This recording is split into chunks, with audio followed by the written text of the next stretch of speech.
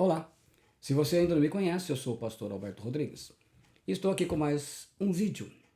Depois de uma semana intensa e buscando sempre a Deus, a palavra a ser colocada na congregação, nós também vamos compartilhar com todos aqueles que amam a palavra do Senhor. E vamos falar de um tema bem pouco conhecido da maioria dos cristãos. E vamos estar vendo o que a Escritura diz. O tribunal de Cristo. O que os santos vão fazer lá? O que os santos farão lá? O texto base está em 2 Coríntios, capítulo 5, versículos 1 ao 12. Carta escrita no ano 57 depois de Cristo, dessa época, da nossa era, melhor dizendo.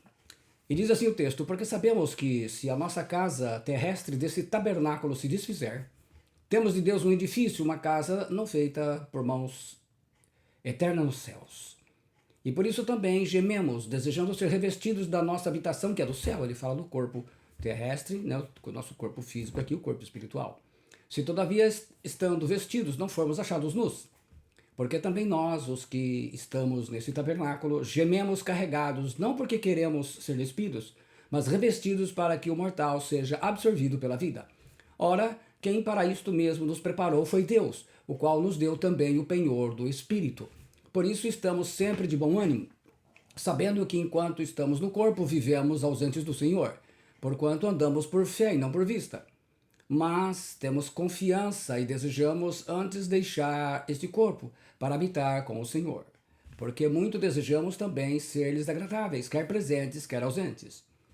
E ele diz no versículo 10 então: porque todos devemos comparecer ante o tribunal de Cristo, para que cada um receba segundo o que tiver feito por meio do corpo, ou bem ou mal. Assim que, sabendo o temor que se deve ao Senhor, persuadimos os homens à fé, mas somos manifestos a Deus, e espero que nas vossas consciências sejam também manifestos. A King James Fiel traduz assim o versículo 10: porque todos devemos comparecer diante do tribunal de Cristo, para que cada um possa receber as coisas feitas no seu corpo segundo o que tiver feito, se é bom ou ruim. A King James Fiel de 1611, traduzida ao português, né? Tida como a melhor tradução de todos os tempos. A Bíblia Viva traduz: porque todos nós teremos que comparecer diante de Cristo para sermos julgados e termos as nossas vidas desnudas diante dele. Cada um de nós receberá o que merecer pelas coisas boas ou más que tiver feito neste corpo terreno. A Almeida Revista e Atualizada traduz: porque importa que todos nós compareçamos perante o tribunal de Cristo, para que cada um receba segundo o bem e o mal que tiver feito por meio do corpo. O apóstolo Paulo fala primeiramente dele aos cristãos, Romanos, em 56 depois de Cristo.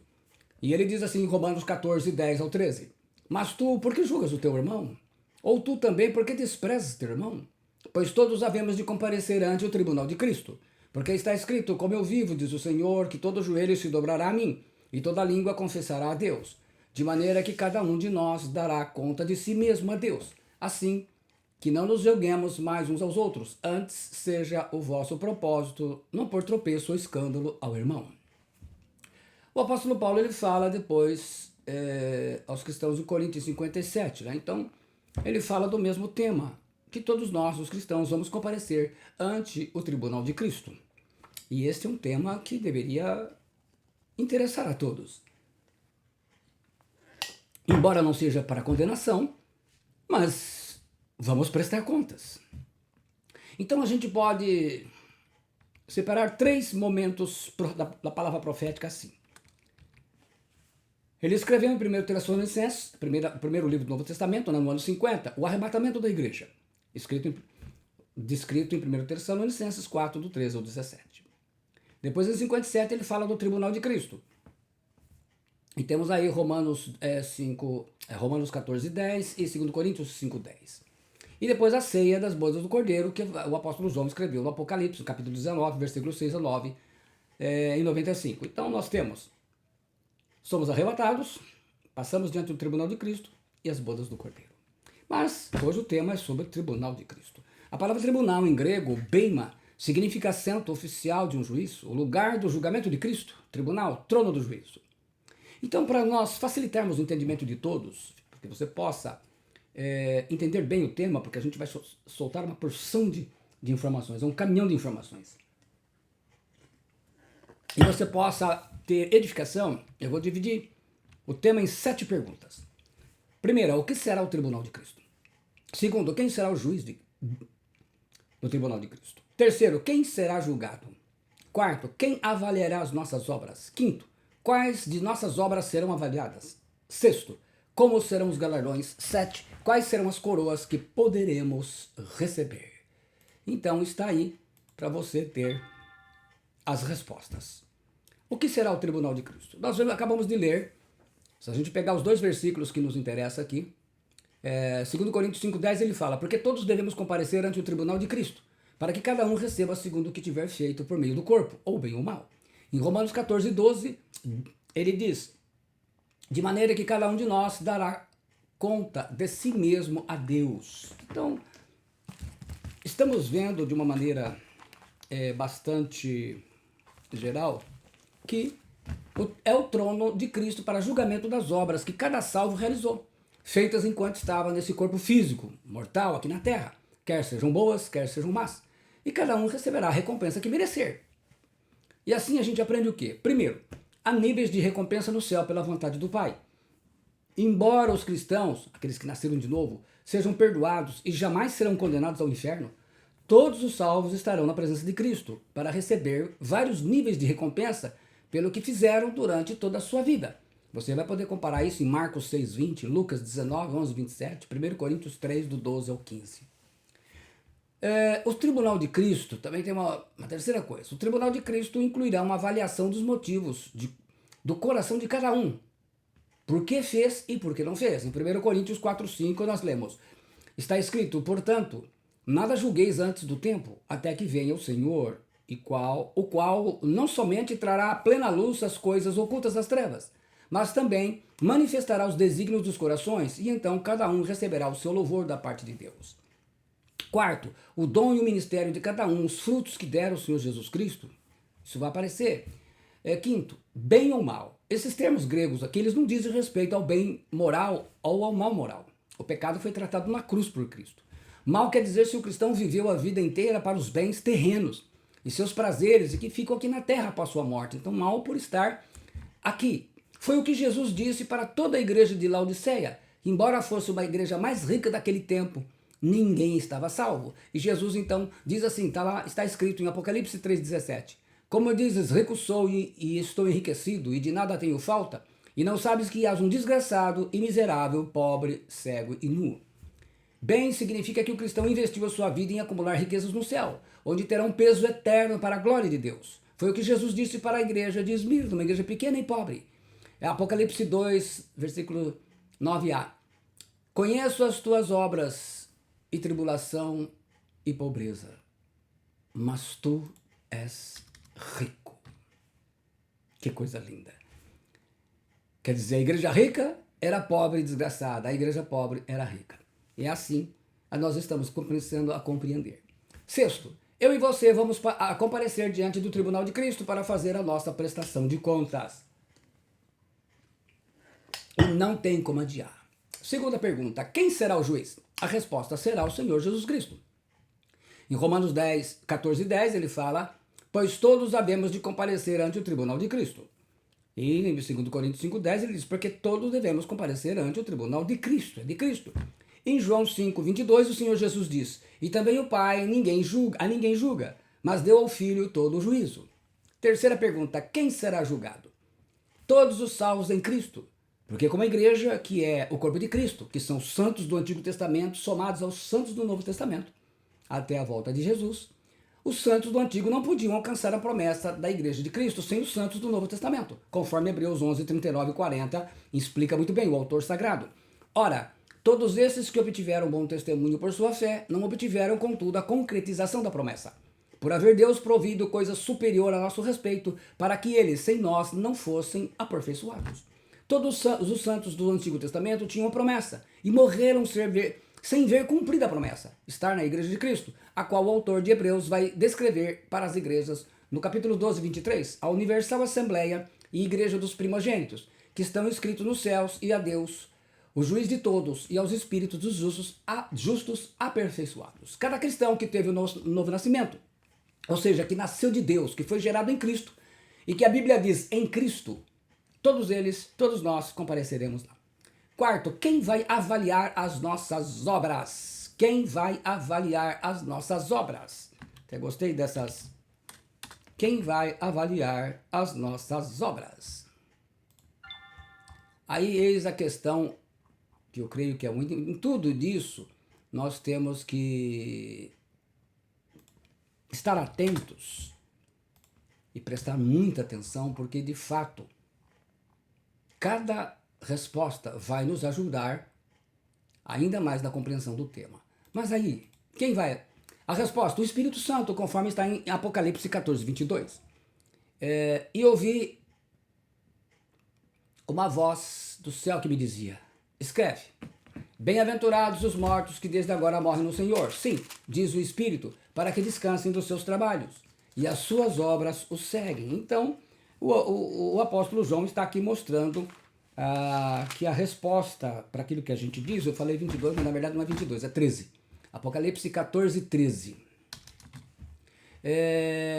O Espírito Santo está falando, bem-aventurados os mortos que desde agora morrem no Senhor. Sim, diz o Espírito, para que descansem dos seus trabalhos, as suas obras os seguem. A única coisa que a gente leva para a vida eterna, ou para outra vida, né, são as obras, boas ou más, né? Trabalho, a palavra kopos, quer dizer trabalho árduo, que reduz a força, deixa esgotado, cansado. São aqueles que se cansam até a exaustão do serviço do Senhor. Você é do tipo de cristão que só fica cansado com o seu serviço terreno? Ou você também fica cansado de tanto que tem trabalhado para o Senhor Jesus na obra do reino de Deus? A palavra obras é tradução da palavra, do substantivo grego ergon, que significa obra que realizamos, trabalho árduo, negócio. Aqui envolve o seu ministério, o uso de tudo que Deus te deu nessa vida, que você usa para fazer a obra de Deus. É o Espírito Santo que nos guia, dirige e ordena a fazer a obra de Deus conforme o seu chamado. Em Atos 13, 2 nós lemos, e servindo eles ao Senhor, e jejuando, disse o Espírito Santo, apartai-me a Barnabé e a Saulo para a obra que eu os tenho chamado. É o Espírito Santo quem envia fazer a obra de Deus ou quem impede quando queremos fazer a obra do nosso modo. Lá em Atos 16, 6, 7 está escrito, e passando pela Frígia e pela província da Galácia, foram impelidos pelo Espírito Santo de anunciar, pelo Espírito Santo de anunciar a palavra na Ásia. E quando chegaram a Mísia, intentaram ir para a Bitínia, mas o Espírito não lhe permitiu. E assim, o Espírito Santo irá avaliar o trabalho de cada salvo. Haverá alguma sentença? Ninguém será condenado. Ninguém. Aí nós vamos para outra pergunta. Quais de nossas obras serão avaliadas? E nós vamos ver aqui 5 modalidades de coisas que serão avaliadas na nossa vida. Primeiro, o que você fez com o seu corpo? Em 2 Coríntios 5:10, está escrito na tradução da King James Fiel de 1611, invertida para o português. Porque todos devemos comparecer diante do tribunal de Cristo, para que cada um possa receber as coisas feitas no seu corpo, segundo o que tiver feito, se é bom ou ruim. O que você fez com sua vida? O que você está fazendo? A quem você procurou agradar mais nesta vida? A Jesus ou ao mundo, a soberba da vida, as pessoas? Quem que você está agradando? O que você fez com o seu corpo? Agradou a Deus ou ao diabo? Aí você começa por aí. Segundo, os seus frutos. 1 Coríntios 3:8, o apóstolo Paulo escreve, ora o que planta e o que rega são um, mas cada um receberá o seu galardão segundo o seu trabalho. Quem faz um discípulo e quem treina esse discípulo, nenhum trabalho ficará sem galardão. Mateus 10, 41, 42, o Senhor Jesus diz, quem recebe um profeta em qualidade de profeta, receberá galardão de profeta. E quem recebe um justo na qualidade de justo, receberá galardão de justo. E qualquer que tiver dado só que seja um copo de água fria a um desses pequenos, em nome de discípulo, em verdade eu vos digo que de modo algum perderá o seu galardão. Tudo o que fazemos na obra de Deus, seja para ministérios, como profeta, né? Ministério, profeta, pastor, evangelista, seja cuidando de um discípulo, até um copo de água não ficará sem receber o galardão. Quando você ajuda um ministério, e aí nós estamos falando de Efésios 4, 11, né? Apóstolos, evangelistas, apóstolos, profetas, evangelistas, pastores e mestres.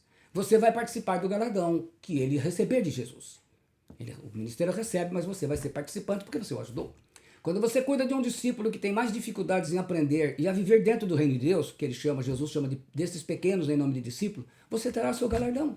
Um simples copo com água, que parece tão insignificante para quem tem soberba, mostra que Jesus está muito atento a cada trabalho que você faz na obra do reino de Deus. E o seu galardão está garantido. Em Hebreus 6,10, o autor sagrado escreveu: porque Deus não é injusto para se esquecer da vossa obra e do trabalho do amor que para com o seu nome mostrastes, enquanto serviste aos santos e ainda servis. Terceiro, o caráter do discípulo. Mateus 5, 11 e 12. Jesus disse e Mateus escreveu: bem-aventurados sois vós quando vos injuriarem e perseguirem e mentindo disserem todo mal contra vós por minha causa. Exultai e alegrai-vos, porque é grande o vosso galardão nos céus, porque assim perseguiram os profetas que foram antes de vós. O Senhor Jesus vai ver que tipo de material se tornou o seu caráter, conforme ensina o apóstolo Paulo lá em 1 Coríntios, capítulo 3, versículos 10 ao 17. Segundo a graça de Deus que me foi dada, pus eu como sábio arquiteto o fundamento e outro edifica sobre ele. Mas veja cada um aqui, evangelistas, pastores e mestres, que geralmente trabalham na vida de pessoas, como edifica sobre ele. Porque ninguém pode pôr outro fundamento além do que já está posto, e qual é Jesus Cristo. O qual é Jesus Cristo. E se alguém sobre este fundamento formar um edifício de ouro, prata, pedras preciosas, madeira, feno e palha, a obra de cada um se manifestará. Na verdade, o dia a declarará. Porque pelo fogo será descoberta e o fogo provará qual seja a obra de cada um. Se a obra que alguém edificou nessa parte permanecer, esse receberá galardão. Se a obra de alguém se queimar, sofrerá detrimento. Mas o tal será salvo, todavia, como pelo fogo. Será salvo. Não sabeis vós que sois templos de Deus e que o Espírito de Deus habita em vós? Se alguém destruir o templo de Deus, Deus o destruirá, porque o templo de Deus que sois vós é santo. Materiais usados no templo de Salomão, por exemplo, são materiais que resistem ao fogo da provação, da tentação, da apostasia, se a gente comparar. Ele fala de materiais como ouro, prata e pedras preciosas que foram usados no templo e que suportavam o fogo. O ouro, por exemplo, a ebulição dele é 2.856 graus, significa o mais excelente, né? A madeira é 250 graus. Como é que eles usavam? Material barato, né? Que desvia da provação, que se a gente comparar, esse material barato fala do material barato que você coloca na formação sua espiritual. Madeira, feno e palha é o ensino da sabedoria humana que visa agradar os desejos da carne, o mundo, o paganismo, que hoje em dia está enchendo os púlpitos das igrejas. O apóstolo Paulo está ensinando o tipo de discípulo que os evangelistas e pastores e mestres irão fazer. Em alguns casos, apóstolos e profetas também. Discípulos que a gente diria hoje no linguajar moderno, mimizentos, né? Cheio de mimimi, não suportam nenhum tipo de prova mais difícil e dura. Muitos serão salvos, mas não darão galardões a ninguém, porque não darão frutos dignos do reino de Deus. A visão do evangelho tem que ser a visão do reino de Deus. Se você não tem a visão do reino de Deus, você vai interpretar e entender o evangelho de forma distorcida e pequena. Discípulos formados com a disciplina da palavra de Deus suportarão provas e vencerão as heresias e haverá galardões por causa dos seus frutos dignos do reino de Deus, porque o evangelho é do reino de Deus. O que você fez com o seu dom e ministério? Jesus nos diz nos evangelhos, e nós vamos ver aqui uma coisa importante. E muito tempo depois veio o Senhor daqueles servos e fez conta com eles. Parábola lá em Mateus 25. Né? Quando ele conta a parábola dos talentos. E a gente pegando aqui no versículo 19 até o 27. Ele diz assim: e muito tempo depois veio o Senhor daqueles servos e fez conta com eles. Então aproximou-se o que recebera 5 talentos e trouxe-lhe outros 5 talentos, dizendo: Senhor, entregaste-me 5 talentos, eis aqui outros 5 talentos que granjeei com eles. E o seu senhor lhe disse: bem está, servo bom e fiel. Sobre o pouco foste fiel, sobre muito te colocarei, entra no gozo do teu senhor. Jesus ensina que o importante não foi a quantia de dons recebidos, e sim a fidelidade em usar seus dons e o potencial na obra do reino de Deus. Uma administração fiel nesta vida na terra vai resultar no recebimento de maior responsabilidade da vida eterna. Que coisa maravilhosa. Depois ele prossegue no versículo 20, a partir do versículo 22. E chegando também o que tinha recebido 2 talentos, disse: Senhor, entregaste-me 2 talentos. Eis que com eles granjeei outros 2 talentos. Disse-lhe o seu senhor: bem está, bom e fiel servo. Sobre o pouco foste fiel, sobre muito te colocarei, entra no gozo do teu Senhor. Mas chegando também o que receberam um talento, disse, Senhor, eu conhecia-te que és um homem duro, que ceifas onde não semeastes e ajuntas onde não espalhaste. E atemorizado escondi na terra o teu talento, aqui tens o que é teu. Esse servo foi egoísta, preguiçoso e não teve interesse em trabalhar na obra de Deus, e a sua desculpa foi fraca demais. No versículo 26, Jesus diz, respondendo, porém, o seu Senhor disse-lhe, mau e negligente servo, sabias que ceifo onde não semeei e ajunto onde não espalhei? Devias então ter dado o meu dinheiro aos banqueiros, e quando eu viesse, receberia o meu com os juros. Jesus explica que quando não vamos trabalhar na obra de Deus, ao menos que ajude a quem está trabalhando na obra de Deus. Os banqueiros fazem referência ao local onde o dinheiro é trabalhado a juros, e nesse caso o local onde os dons são trabalhados é na igreja, naturalmente que Jesus se refere a ela. Infelizmente tem pessoas que além de não trabalhar para Jesus, ainda fazem de tudo para atrapalhar e desanimar quem está servindo ao Senhor. O dia da prestação de contas vai chegar. Tem marido que atrapalha a esposa, tem esposa que atrapalha marido, tem mãe e pai que atrapalha filho, filha. E depois no versículo 28 e 29 ele diz, tirai-lhe, pois, o talento, e dai ao que tem os 10 talentos. Porque a qualquer que tiver será dado, e terá em abundância, mas ao que não tiver, até o que tem, ser-lhe atirado. O que você está fazendo com os dons que recebeu de Jesus? O que você vai dizer para Jesus? Vai preparando a sua resposta. Porque um dia você vai responder para ele assim como eu. O que você fez com o seu ministério? Por que você aceitou como verdade a mentira de que não precisa fazer nada na obra de Deus, basta ficar em casa? Mesmo sabendo que vai prestar contas a Jesus. É melhor você ir preparando a sua resposta. E por último, a parte mais difícil da mensagem está aqui. Descrita em Lucas, capítulo 19, versículos 11 ao 27. O que você fez com o dinheiro de Jesus? A partir do versículo 13 ele diz, e chamando 10 servos seus, deu-lhes 10 minas e disse-lhes, negociai até que eu venha. E veio o primeiro dizendo, Senhor, a tua mina rendeu 10 minas. E ele disse, bem está, servo bom, porque no mínimo fosse fiel, sobre 10 cidades terás autoridade. E veio o segundo dizendo, Senhor, a tua mina rendeu 5 minas. E a esse disse também, se tu também sobre 5 cidades. E veio outro dizendo, Senhor, aqui está a tua mina, que guardei num lenço. Porque tive medo de ti, que és homem rigoroso, e que tomas o que não puseste, e cegas o que não semeaste. Porém ele lhe disse, mau servo, pela tua boca te julgarei. Sabias que eu sou um homem rigoroso, que tomo o que não pus, e cego o que não semeei? O Senhor Jesus fará essa pergunta para cada um de nós. No versículo 23 ele disse, por que não puseste, pois, o meu dinheiro no banco, para que eu vindo exigisse com os juros? A gente não faz nada e não ajuda em nada. Se o servo tivesse colocado o dinheiro dele no banco, teria exigido um esforço mínimo dele e ajudaria os outros a trabalhar na obra de Deus. A igreja se sustenta com a contribuição de dízimos e ofertas dos irmãos, por mais polêmico que seja esse assunto dos nossos dias, por mais abuso que tenham sido feitos, não justifica as coisas do Senhor. O fato de ter coisas erradas, de pessoas que abusam, que ficaram milionários, que estão até na revista Forbes, que fazem coisas horrorosas, mas ainda há a igreja séria, que serve a Deus e os servos do Senhor. A igreja se sustenta assim. Quando nós fazemos coisas para o Senhor, de alguma maneira, ajuda-se missionários, entidades. Quando as pessoas se tornam egoístas, isso não é mais possível. Mas preste atenção na pergunta que Jesus vai fazer a cada um dos cristãos salvos que usam o dinheiro do Senhor em suas coisas pessoais e guardaram no lenço. Por que não puseste, pois, o meu dinheiro no banco? E aí Jesus vai exigir de quem pegou o dinheiro dele e usou de forma errada, que não tivesse sido na obra de Deus. Versículos 24, a partir dele diz, e disse aos que estavam com ele, tirai-lhe a mina e dai ao que tem 10 minas. E disseram-lhes, Senhor, ele tem 10 minas. Pois eu vos digo que a qualquer que tiver, ser-lhe dado, mas ao que não tiver, até o que tem, lhe será tirado. Aquilo que a gente tem aqui deve granjear para os céus. Está sendo tirado de muita gente. E ele fala assim, para que eu vindo exigisse com juros. A gente vê, por exemplo, na nossa prática, vou falar da nossa prática pessoal, que é mais fácil.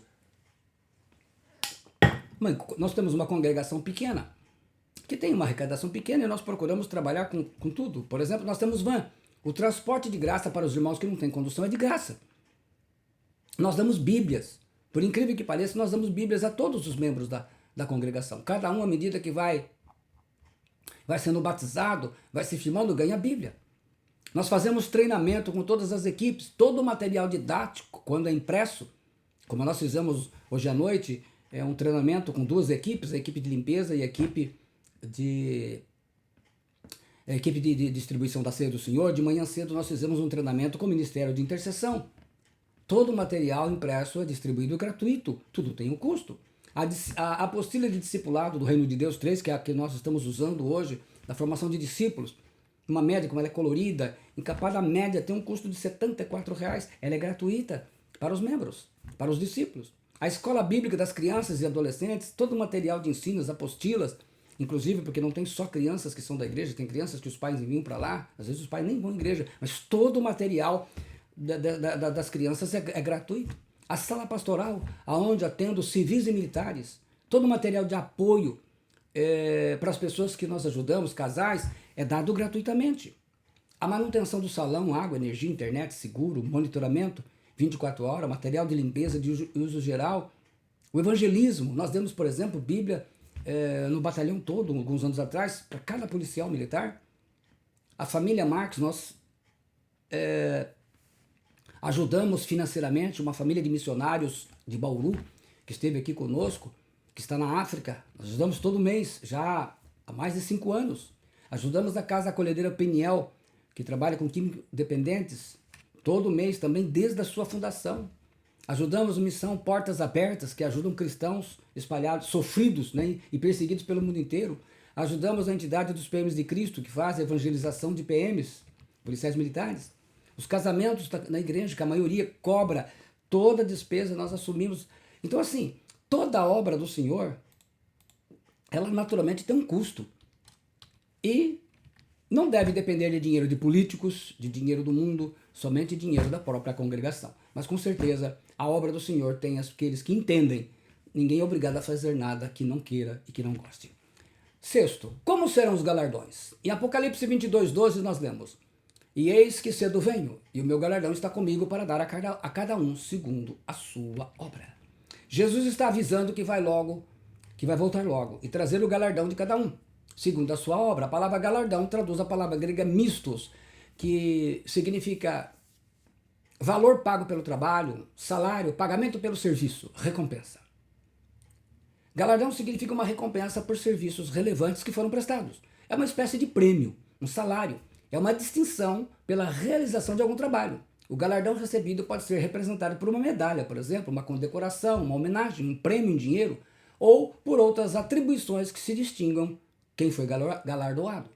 Partindo do princípio que quem não trabalha não recebe salário, se você aderir ao pensamento de certos cristãos modernos e folgados que temos hoje, de não servir ao Senhor para nada, segue-se que você não deve esperar receber galardão nenhum, porque não tem galardão para quem não trabalha. Os galardões, mas é interessante que a gente primeiro tem que entender o seguinte: pelos evangelhos, os galardões serão pela misericórdia do Senhor. É preciso ter em mente que os galardões serão um ato de misericórdia do Senhor em Lucas 17:10, quando ele diz: Assim também vós, quando fizerdes tudo o que vos for mandado, dizei: somos servos inúteis, porque fizemos somente o que devíamos fazer. Fizemos apenas aquilo que Jesus mandou. Isso que fez. Então nem merecia, se fosse olhar assim. Mas a sua misericórdia. Como que Jesus vai tratar os cristãos que não fazem nada na obra de Deus? Ele responde isso em Lucas 12, 47 e 48. Aquele servo, porém, que conheceu a vontade do seu Senhor e não se aprontou, nem fez segundo a sua vontade, será punido com muitos açoites. Aquele, porém, que não soube a vontade do seu Senhor e fez coisas dignas de reprovação, levará poucos açoites. Mas aquele a quem muito foi dado, muito será exigido. E aquele a quem muito se confia, muito mais lhe pedirão. Os cristãos serão punidos tanto por não fazerem o bem, que é a vontade de Jesus, tanto por fazer o mal. Bem e mal aqui, como eu falei, não tem nada a ver com moral de pecado. É fazer o que é certo ou fazer o que é errado no sentido da obra. A ignorância dos cristãos, que é grande demais nos nossos dias, não é uma desculpa que Jesus vai aceitar para evitar punir o cristão que não trabalhou na obra de Deus. Porque em muitas igrejas não existe discipulado, um estudo bíblico com o ensino básico do ABC da vida cristã, é verdade? Jesus deixou bem claro que os seus discípulos teriam que fazer. Se você não faz nada na obra de Deus, é melhor ir se preparando para receber os açoites que o Senhor fala aqui. Vai ser salvo, mas te prepara. Quais os galardões Jesus prometeu? Não sabemos ao certo como serão, mas a gente tem algumas pistas que podem nos ajudar. O primeiro, a autoridade sobre cidades. Em Lucas 19:17 ele diz, sobre 10 cidades terás autoridade. O segundo, ele fala no gozo de Jesus, você receberá muito. Em Mateus 25:21 ele diz, servo bom e fiel, sobre o pouco foste fiel, sobre muito te colocarei. Entra no gozo do teu Senhor. Não temos a menor ideia do que seja esse galardão. O terceiro, Jesus servirá à mesa o servo que aqui na terra o serviu. Em Lucas 12:17 ele diz, bem-aventurados aqueles servos os quais, quando o Senhor vier, achar vigiando. Em verdade eu vos digo que se cingirá e os fará sentar à mesa e chegando-se os servirá. Portanto, somente saberemos como são os galardões quando estivermos no tribunal de Cristo, diante do Senhor Jesus. Até lá vamos continuar servindo a Cristo, trabalhando na obra de Deus, independentemente do que digam os outros. Quantas e quais serão as coroas que receberemos? A Bíblia fala de 5 coroas. A primeira delas, a coroa da justiça, que está em 2 Timóteo 4:8. Desde agora a coroa da justiça me está guardada, a qual o Senhor, justo juiz, me dará naquele dia, e não somente a mim, mas também a todos os que amarem a sua vinda. Stéphanos, a palavra traduzida como coroa, era a grinalda ou guirlanda que era dada como prêmio aos vencedores nos Jogos Olímpicos, os Jogos Públicos, né? Mas também eram colocados nas cabeças de dignatários e dos líderes militares vitoriosos. Então a gente pode compreender várias coisas aqui que seria bom, pelo menos 4 coisas para a gente dizer. Primeiro, o cristão recebe a justiça imputada, que é dada por Cristo, no ato da salvação, quando ele nasce de novo. Você pode ver isso em Romanos 4, versículos 6, 11 e capítulo 10, versículo 9. Segundo, o Espírito Santo opera no cristão a justiça prática, que é a santificação, ao longo de sua vida na luta contra o pecado. Você pode ver isso em Romanos 6, versículos 13 e 19, capítulo 8, versículo 4, Efésios 5, 9 e 1 Pedro 2, 24. Terceiro, mas somente quanto a luta chegar ao fim, e o cristão perseverar até o fim, é que o cristão receberá a coroa da justiça, isto é, a justiça de Cristo aperfeiçoada nele, na glorificação do seu corpo, quando acontecer o arrebatamento da igreja. Podemos ver isso em Gálatas 5:5, 1 Tessalonicenses 4, do 13 ao 17. E quarto, é uma coroa eterna, prometida para todo cristão que ama e aguarda a volta de Cristo, suportando todo o sofrimento, perseguição, ameaças, o paganismo, o mundanismo, mas ele persevera até o fim, mesmo vendo a iniquidade dentro de boa parte da igreja. Segunda coroa, a coroa da vida. Tiago 1:12, Apocalipse 2:10, que diz assim, Tiago escreve, bem-aventurado o homem que sofre a tentação, porque quando for provado receberá a coroa da vida, a qual o Senhor tem prometido aos que o amam. João escreve no Apocalipse, nada temas das coisas que há de padecer. Eis que o diabo lançará alguns de vós na prisão, para que sejais tentados, e tereis uma tribulação de 10 dias. Se fiel até a morte, dar-te-ei a coroa da vida. A vida eterna será dada como uma coroa, como o maior prêmio para aqueles que forem vencedores e não desistirem de Cristo. Os crentes que suportam sofrimentos, que corajosamente enfrentam a perseguição por causa de Jesus, até mesmo ao ponto da morte. Conhecer a Deus é a vida eterna, um relacionamento com Deus. Conhecer a Deus eternamente é a vida eterna. É conhecer a Deus como Adão conheceu. É a vida temporária, já acabou. Se a gente olhar a vida que o Adão tinha com Deus, né? Ela foi temporária, infelizmente. Vida eterna não é somente uma vida prolongada depois da morte. Uma existência eterna é continuar a vida atual, em perfeita correspondência e eterno perfeito relacionamento com Deus, em ambiente e união eterno, não sendo quebrada pelo pecado da rebelião que trouxe a morte aos demais pecados. Terceira coroa, a coroa da glória. 1 Pedro 5, capítulo 5, versículos 2 ao 4. Apacentai o rebanho de Deus, que está entre vós, tendo cuidado dele, não por força, mas voluntariamente, nem por torpe ganância, mas de ânimo pronto, nem como tendo domínio sobre a herança de Deus, mas servindo de exemplo ao rebanho. E quando aparecer o sumo pastor, alcançareis a incorruptível coroa da glória. Literalmente quer dizer, a coroa que é a glória eterna.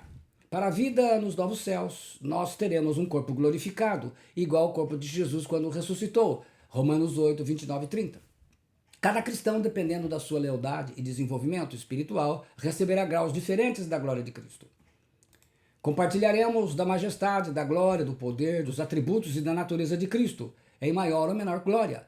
O apóstolo Paulo ensina que será como é a glória dos corpos celestes. Ele fala lá em 1 Coríntios 15, 38 e 43. Uma é do sol, outra da lua, das estrelas, e pois até de entre estrela e estrela é diferente. Isso para os serviços que faremos na vida eterna. Sim, vamos continuar a servir Cristo na vida eterna. Em Romanos 8, 18, o apóstolo Paulo escreveu: porque para mim tenho por certo que os sofrimentos do tempo presente não podem ser comparados com a glória a ser revelada em nós. Quarta coroa, a coroa de alegria do ganhador de almas, 1 Tessalonicenses 2,19. Pois quem é a nossa esperança ou alegria, ou coroa em que exultamos na presença de nosso Senhor Jesus Cristo, nosso Senhor Jesus em sua vinda? Não sois vós? Nas corridas, o atleta vencedor recebia uma coroa, conquistada em meio a uma luta difícil, e ele se enchia de alegria, como hoje faz um atleta olímpico que quando ganha uma medalha de ouro, como a gente acabou vendo aí a brasileira que ganhou a medalha de ouro no judô, né? Um fato inédito, a alegria dela, como vimos na ginástica, um irlandês que ganhou pela primeira vez a medalha de ouro para a Irlanda. A igreja dos Tessalonicenses seria uma coroa de alegria do apóstolo Paulo, que se regozijava com o progresso espiritual daquela igreja. O Paulo gerou a igreja em Cristo, assim como Corinto. A comunidade a que eu estou, ela será a minha coroa de alegria no dia de Cristo, porque eu gerei essa comunidade em Cristo. Mas eu fui chamado pelo Senhor Jesus Cristo, não sou fruto de pregação humana. E através de Cristo, gerei essa congregação, a qual hoje está cada vez mais sendo levantada com os ministérios. Aí a gente pergunta: cada alma que você ganhou para Cristo será a tua coroa de alegria. Cada discípulo que você ensinou e formou será a sua coroa de alegria. Cada pessoa que hoje está servindo a Cristo na igreja, em qualquer congregação, e foi você o responsável por levá-la até lá, até Cristo, será a sua coroa de alegria. Você receberá a coroa de alegria. A quinta e última coroa, a coroa incorruptível. O apóstolo Paulo fala em 1 Coríntios 9, 24 e 25. Ele diz: não sabeis vós que os que correm no estádio, todos na verdade correm, mas um só leva o prêmio? Correi de tal maneira que o alcanceis. Todo atleta em tudo se domina. Aqueles para alcançar uma coroa corruptível, nós, porém, a incorruptível. Esta coroa aponta para a vida eterna e tudo quanto nela está envolvida. É uma coroa que não se corrompe com o tempo. Isto inclui suas vantagens e perfeições, dadas em recompensa pelo serviço fiel dos crentes nesta terra, feitas a obra do Senhor Jesus Cristo, o reino de Deus. Portanto, Deus cumprirá a promessa de Hebreus 6,10 a todos os que trabalham na obra do reino de Deus. Porque Deus não é injusto para ficar esquecido do vosso trabalho e do amor que evidenciastes para com o seu nome, pois servistes e ainda servis aos santos. Então, para encerrar, 3 verdades nós temos que dizer para concluir a mensagem. Primeiro, você pode perder o galardão se relaxar ou desistir. Segunda Epístola de João, capítulo 1, versículo 8, ele diz: olhai por vós mesmos, para que não percamos o que temos ganho, antes recebamos o inteiro galardão. Segundo, após o tribunal de Cristo, entregaremos nossas coroas ao Pai Celestial diante do seu trono. Apocalipse 4,10 está escrito: os 24 anciãos, que representam a igreja, prostrar-se-ão diante daquele que se encontra sentado no trono. Adorarão o que vive pelos séculos dos séculos e depositarão as suas coroas diante do trono, proclamando. Aí fala do louvor. E terceiro, continue servindo, pois Jesus mandou um recado para você. Apocalipse 22:12. E eis que venho sem demora, e comigo está o galardão que tenho para retribuir a cada um segundo as suas obras. Sirva ao Senhor Jesus com excelência, faça o melhor para Jesus. No tribunal de Cristo, Jesus te dará o seu galardão. E eu encerro a mensagem com a pergunta: o que é que você vai receber no tribunal de Cristo? Depois de tudo isso, que Deus te abençoe. Que a graça do Senhor Jesus seja poderosa na sua vida. Que o Senhor te abençoe e te guarde. O Senhor faça resplandecer o seu rosto sobre ti e tenha misericórdia de ti. O Senhor sobre ti levante o seu rosto e te dê a paz. A graça do Senhor Jesus Cristo e o amor de Deus e a comunhão do Espírito Santo seja com todos vós. Se você ainda não fez, se inscreva no meu canal, deixe aí o seu gostei, o seu comentário, o seu like, compartilhe essa mensagem e edifique a vida de outros irmãos. Deus te abençoe em nome do Senhor Jesus Cristo. Amém.